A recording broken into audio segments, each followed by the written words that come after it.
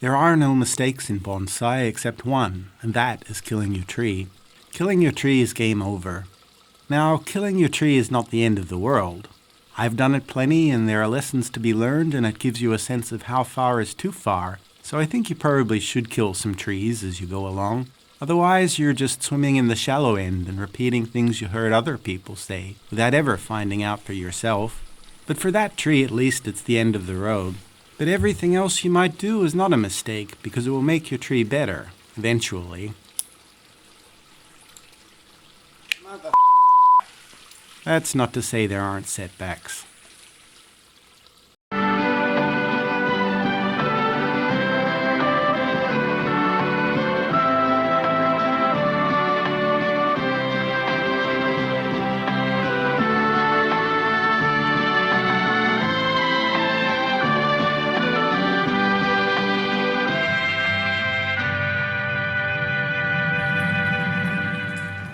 Like most of my Australian bonsai, I started this crepe myrtle when I was home in 2021. It came from a big box store. If you're Australian, you probably know the one. This guy photobombing my shot while eating a sausage sandwich is a clue. It was heavily discounted due to its leaves looking somewhat dead and brown. It was late autumn at the time, so the brown leaves weren't really surprising. But at that time you could find a lot of bargains at this store for that or similarly stupid reasons. They don't seem to do it anymore. I guess everyone was like me and was just waiting for the plants to be discounted. Up to that point, I'd never really liked crepe myrtles. I thought their flowers were too showy. I like simple flowers, like cherry and apple blossoms, but it was too good to pass up. Besides already being an established tree, it was about 2 meters tall, it had branching right at the base. I cut it back, moved the branches a little farther apart, and put it straight into a bonsai training pot. I knew immediately how I wanted to shape this tree. Not far from my home in Australia is this beautiful broom-style crepe myrtle. Coincidentally, it too has a triple trunk that branches near the bottom, so I decided to make this the model for my tree. So far, it's always been healthy. Last year I moved it into this wide, shallow pot, which is ambitious, but it hasn't caused problems yet. However, I've had one difficulty with it. Each summer I would cut it back, and each time it failed to generate much new growth afterwards. It seemed to only get one flush of growth per year. This year I decided to give it a partial defoliation in the hope that this would encourage it to ramify and push out a second flush of growth.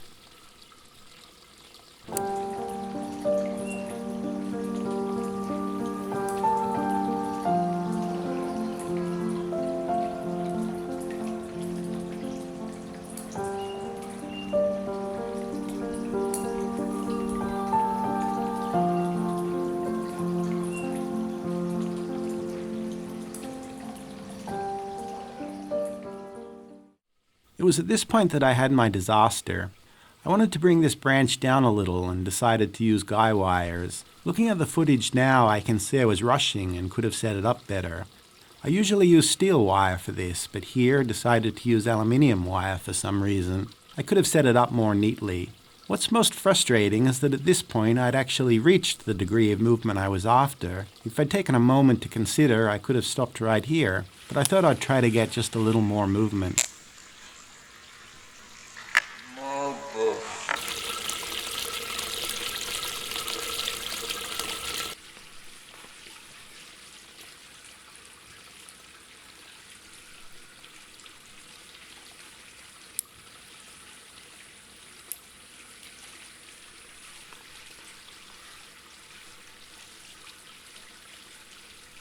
I decided when I started this channel that I was going to show my mistakes as well as my successes. On the plus side, there is still some connective tissue, and if the branch doesn't die, there'll be a cool, interesting angle. But for now, I think the best thing I can do is put some cut paste on it and just not touch it and hope it can recover. It reminded me that I did something like this once before on this tree.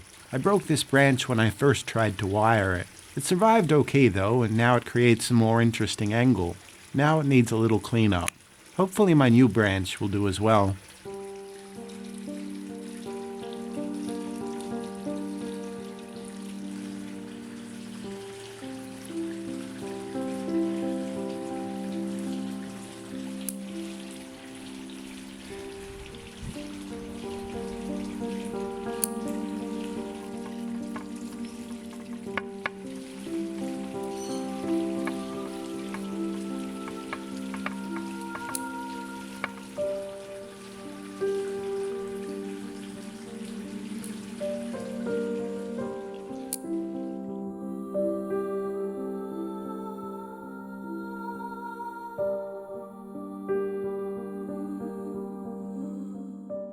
I said that there are no mistakes in bonsai except killing your tree, and I believe this. And I don't mean it in a self-helpy, all mistakes are learning opportunities kind of way. I mean it literally.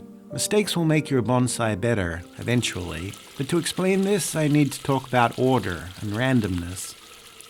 My mental model of the aesthetic beauty of a bonsai is that of a broken fractal. Trees follow fractal rules, and you can generate tree-like fractal images on a computer. And fractals are intrinsically, perhaps instinctively, beautiful to us as humans.